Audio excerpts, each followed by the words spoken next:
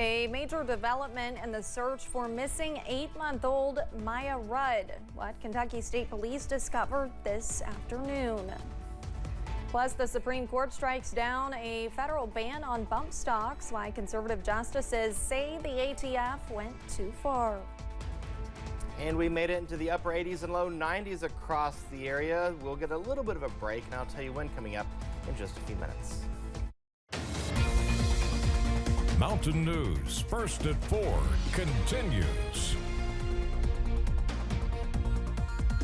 Breaking news in Ohio County. Kentucky State Police say they found the body of what they believe is 8-month-old Maya Rudd. State police say the baby's body was found decomposed inside her family's home. The cause of death will be determined by the state medical examiner. The body was found 1 week after Maya Rudd was reported missing. In the week since, 8 people have been arrested, including her parents and 4 of her grandparents. Police in Lexington are investigating a crash where a pickup truck crashed into a building. Crews say the truck hit a Health First office, but no one was inside at the time. The driver took off before authorities arrived. Police are now looking at surveillance footage in the area. There was a lady that worked for Kroger. She said when she came into work this morning around 6, she saw the vehicle into the structure at that time. But it wasn't called in to us until after 8 o'clock. Code enforcement is now inspecting the building.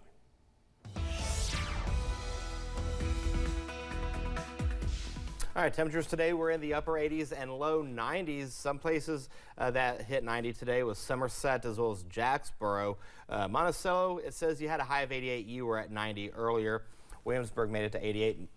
Monticello made it to 88. Williamsburg made it to 88. Middlesboro made it to 89. Harlan made it to 89. 86 was the high in Jackson as well as Moorhead. Now, in terms of the difference from normal, 82 is where we should be for this time of year. We were between 3 to 7 degrees warmer than where we should be, and that trend is going to continue as we go into the second half of the weekend, going into all of next week. Right now we have a mixture of sun and clouds out there in Hazard. Same story across the rest of the viewing area. Buffalo Mountain seeing a little bit of cloud cover. Pikeville seeing cloud cover. London, Corbin, mostly sunny out there. A few high thin clouds, but still not a bad start to the weekend. Live pinpoint Doppler radar showing a stray shower just to the north and east of Moorhead. Otherwise, a clean sweep across the area. This will get a break for the next couple of hours. Rain chances will pick up as we go throughout the next several hours across parts of the viewing area. We go to 86 by 7 o'clock, 76 by the time you join us at 11. Then tomorrow morning, we'll see a temperature of 67 degrees by 5 a.m. Now, coming up in the first alert forecast, we'll tell you how long this heat will last. Olivia, over to you. All right, Eric, thank you. A new car dealership celebrated its grand opening in Corbin. Don Franklin's dealership hosted a ribbon cutting to celebrate their new dealership along US 25E.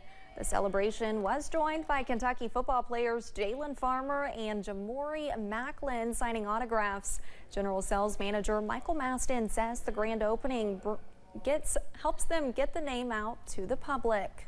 But we want to get our name out to the community, and we want to give to the community, give back. That's what Mr. Franklin's known for. He's got the Franklin family of dealerships, driven by family. That's his logo, and he really does mean it. Maston says the new dealership will also bring in many new jobs. We will hear from officials with the Chamber of Commerce tonight at 6 about the importance of the new dealership and its impact on the community. The decision on whether to drop the charges for one of the men arrested in connection to the Crystal Rogers murder case is now in the hands of a judge. Stephen Lawson's lawyer told a judge that he was offered immunity for helping investigators with the case. Prosecutors say that offer was only good if Lawson was 100% truthful. Prosecutors played examples in court where they say Lawson changed details in his story. One example was over a phone call between Lawson and Brooks Houck, who is charged with murder in the case. The truth every time. So that's I think he told the truth every time. Okay, and that's what we're having here. He did not deliberately not tell the truth. The judge did not say when he will make a ruling on whether to drop the charges. Stephen Lawson is charged with tampering with evidence and conspiracy to commit murder. Prosecutors say Lawson and his son helped Brooks Houck cover up Roger's murder. Her body was never found since she has disappeared in 2015. The U.S. Supreme Court has struck down a Trump-era ban on gun accessories known as bump stocks enacted in the wake of the 2017 Las Vegas mass shooting. The court's conservative majority found that a bump stock, which allows a shooter to quickly fire a semi-automatic rifle, does not convert the firearm into a machine gun. Natalie Brand reports from the Supreme Court. The U.S. Supreme Court put guns back in the political spotlight Friday, striking down a ban on bump stocks. The Trump administration put the rule in place after America's deadliest modern mass shooting.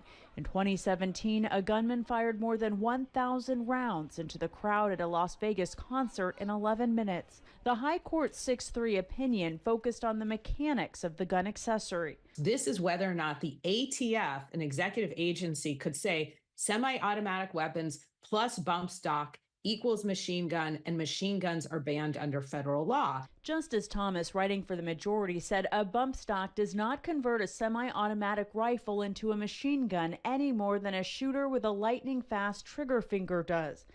Justice Sotomayor, in the dissent, sharply disagreed, stressing a rifle equipped with a bump stock can fire at a rate of 400 to 800 rounds per minute.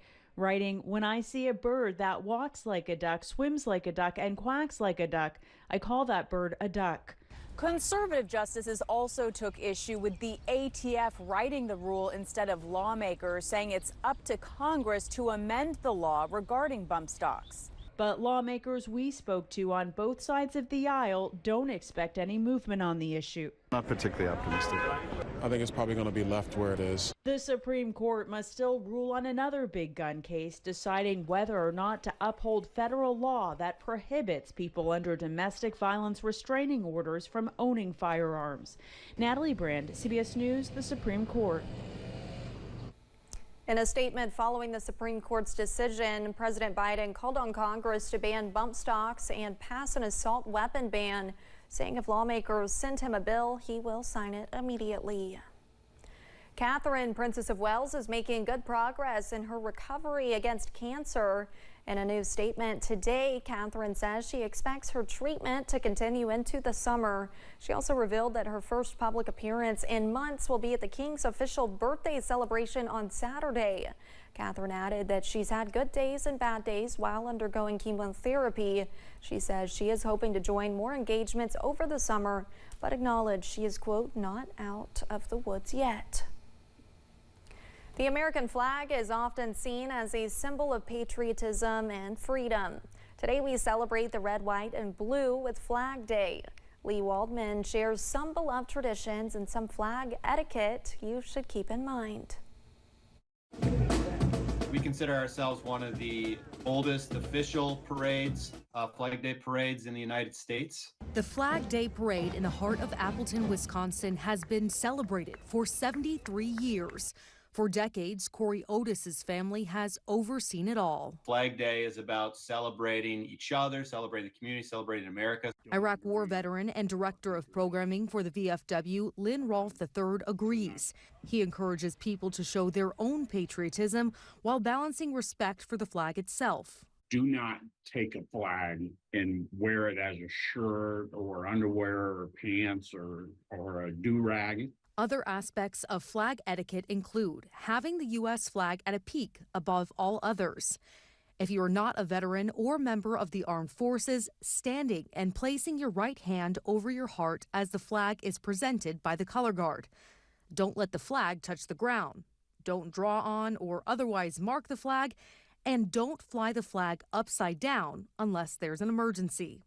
Both Otis and Rolfe encourage everyone to celebrate the meaning behind the flag, especially today. Knowing soldiers that laid their lives down over in Iraq while I was there, it's extra meaningful. In New York, I'm Lee Waldman reporting. Coming up as First at 4 continues, some people are on a mission to make do with the things they have. It's called the No Buy movement. How it's helping more people get the most out of their stuff and their life. TGIF, the weekend is here. Saturday is going to be the pick of the weekend, but that darn heat, it's going to overstay its welcome. We'll talk about that in the First Alert forecast in a few minutes. Stay with us.